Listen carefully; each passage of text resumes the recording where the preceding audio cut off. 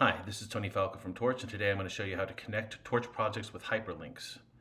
Now, the reason you want to use hyperlinks versus scenes in making the connection between projects is, especially when you're doing a BIM or AEC project where you have very big files, you're going to get better performance because you're only going to load one big file at a time instead of loading them all into scenes. You're also going to have the flexibility to change the underlying project without changing the links.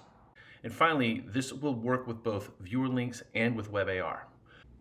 So this video goes with a blog post that's in the description, but basically this is the overview scene. And what we're going to do is add a tap interaction that opens up another project through the open URL or open link response that will take us into the modern house detail for one of the structures in this city overview. So I've added the URL to that project, the viewer link, and I tap it, and suddenly I'm opening another project with the modern house detail.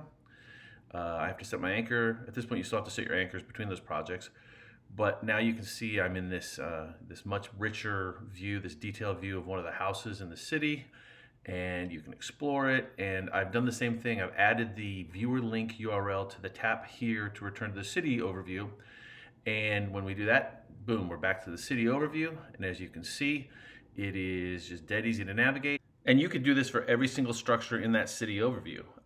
Just repeat that same pattern. So it's very simple and very powerful. So make sure to read the blog that's linked to in the description, and that's about it. It's a simple, powerful feature, and it gives you a lot of flexibility. Thank you for your time. Bye-bye. Scenes without changing the links.